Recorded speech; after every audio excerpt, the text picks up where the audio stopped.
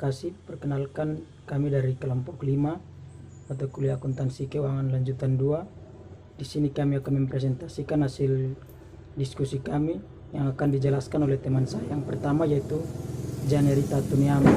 Saya persilakan. Baik, terima kasih. Perkenalkan, nama saya Janerita Tuniama, NIM 1810236. Di sini saya akan membawakan materi yang pertama, yaitu pelaporan segmen. Banyak perusahaan menawarkan berbagai kelompok produk atau jasa atau beroperasi di berbagai wilayah geografis yang berbeda dengan tingkat keuntungan, peluang pertumbuhan, prospek, dan risiko yang berbeda. Informasi tentang jenis-jenis produk atau jasa perusahaan dengan operasinya di wilayah geografis yang berbeda disebut informasi segmen. Informasi ini dibutuhkan untuk menilai risiko dan imbalan dari suatu perusahaan yang memiliki diverifikasi usaha atau suatu perusahaan multinasional. Namun, informasi ini tidak mungkin diperoleh dari data agregat.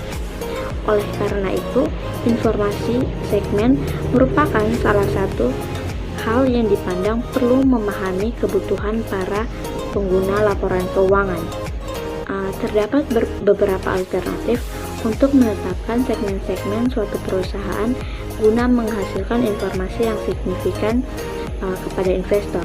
Terdapat 3 alternatif yang penting, yaitu yang pertama, divisi geografis, yaitu segmen yang didasarkan pada letak geografis yang mungkin sangat informatif bagi perusahaan, terutama dalam membedakan operasi domestik dan luar negeri. Yang kedua, divisi lini produk atau industrial, yaitu memberikan gambaran yang lebih jelas mengenai perbedaan profitabilitas, tingkat risiko, dan peluang pertumbuhan. Dan yang ketiga, divisi berdasarkan struktur intern pengendalian manajemen, yaitu mengumpulkan data yang akurat untuk diperlukan dengan biaya tambahan. Baik, selanjutnya akan dijelaskan oleh teman saya. Baik, terima kasih. Perkenalkan, nama saya Iksan Lani, NIM 1810219. Di sini saya akan menjelaskan lanjutan dari teman saya, yaitu Janerita Tuniama. Di sini saya akan menjelaskan mengenai pembagian segmen. DSK menerbitkan PSK nomor 5 tahun 1994 tentang pelaporan informasi keuangan segmen yang merekomendasi pengungkapan informasi segmen. Tahun 2000 DSK mengadopsi IAS 14 revisi 1997 dan kemudian merevisi PSAK nomor 5 serta mengubahnya menjadi laporan segmen. Peraturan ini mewajibkan pengungkapan informasi berdasarkan segmen usaha dan geografis suatu entitas. Di PSAK nomor 5 menjelaskan dua definisi sebagai berikut. Yang pertama yaitu segmen usaha. Segmen usaha di sini adalah komponen perusahaan yang dapat dibedakan dalam penghasilan produk atau jasa. Yang kedua, segmen geografis. Segmen geografis di sini adalah komponen perusahaan yang dapat dibedakan dalam menghasilkan produk atau jasa pada lingkungan. Contoh hubungan antara segmen usaha dan segmen geografis di sini, bahwa contoh jika dalam suatu wilayah yaitu geografis, di dalam suatu wilayah yang dingin, suatu UMKM atau suatu usaha bergerak dia menjual produk mereka itu produk minuman dingin.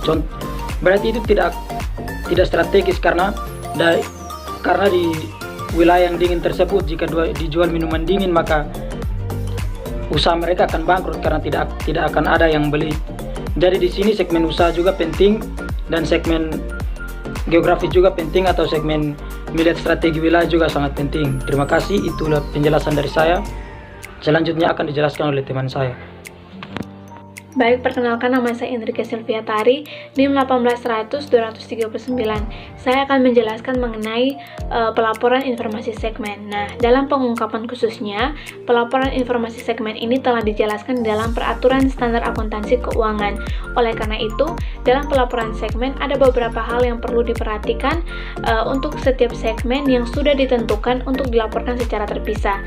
Yang pertama adalah informasi umum. Nah, informasi umum ini dia berisi atau mengungkapkan tentang bagaimana perusahaan dapat mengidentifikasikan segala hal yang nantinya berkaitan dengan struktur organisasi perusahaan, kemudian jenis produk atau jasa yang ditawarkan, dan lain sebagainya.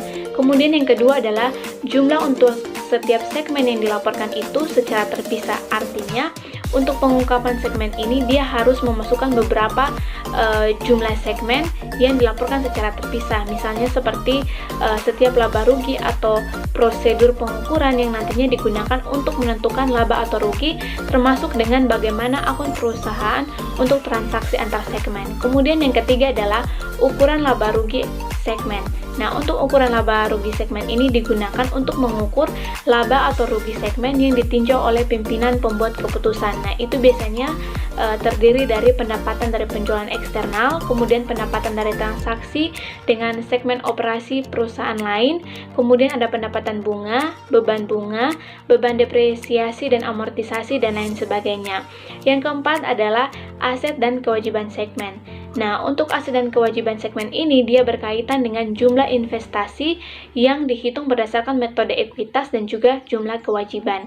Kemudian yang terakhir adalah rekonsiliasi total konsolidasi, di mana untuk pengungkapan segmen ini dia akan memasukkan rekonsiliasi antara pendapatan total segmen yang dilaporkan, kemudian ada laba rugi total, aset total, dan total konsolidasi yang berhubungan dengan pos-pos tertentu.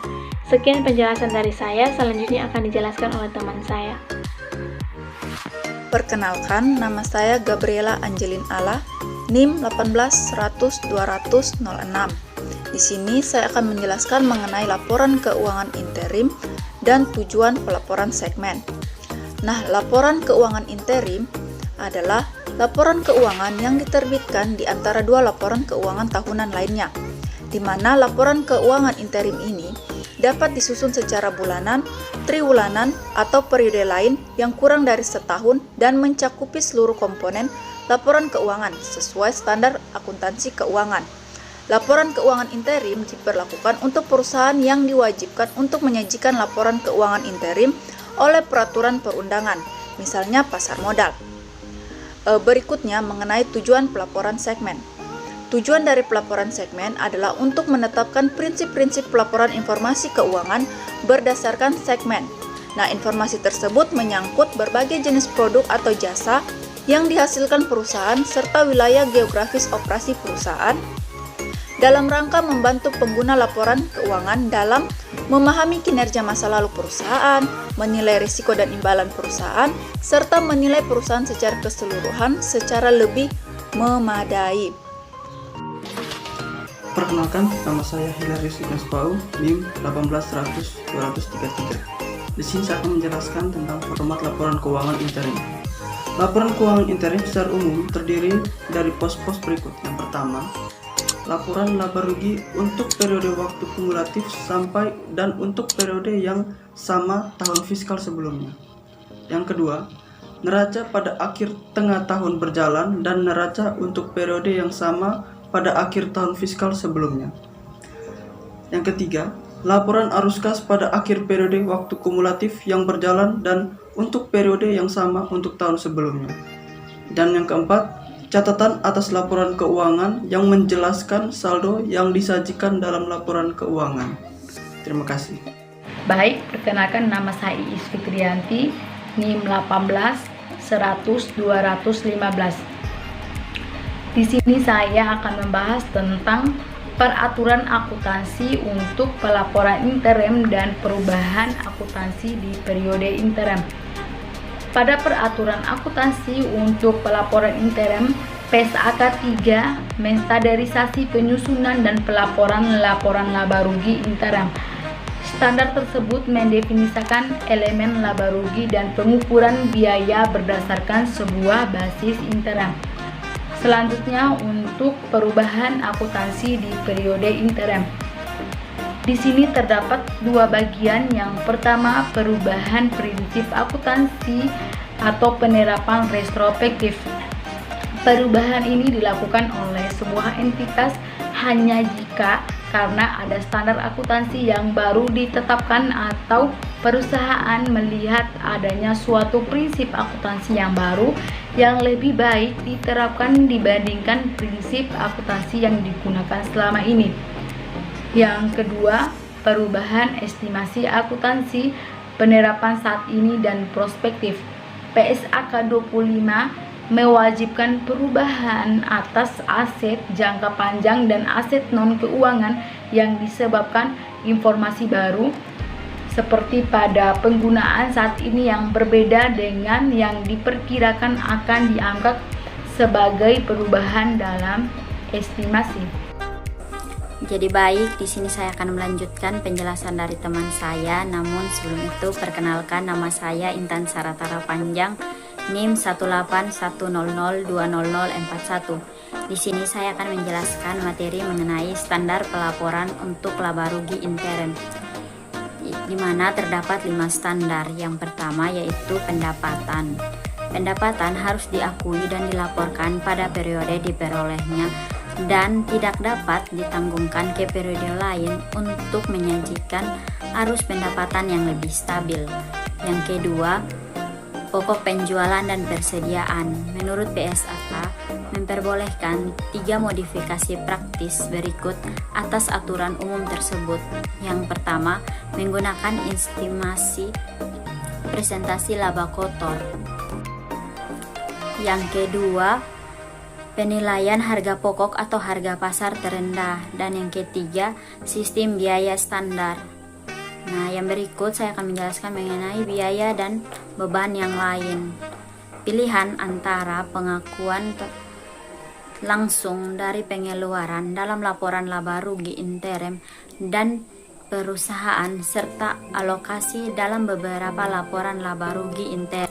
Yang keempat, akuntansi untuk pajak penghasilan dalam periode interim. Dan yang terakhir, pelepasan segmentasi atau pos luar, biasa, tidak biasa, dan jarang terjadi dan bersyarat. Sekian penjelasan dari saya, terima kasih.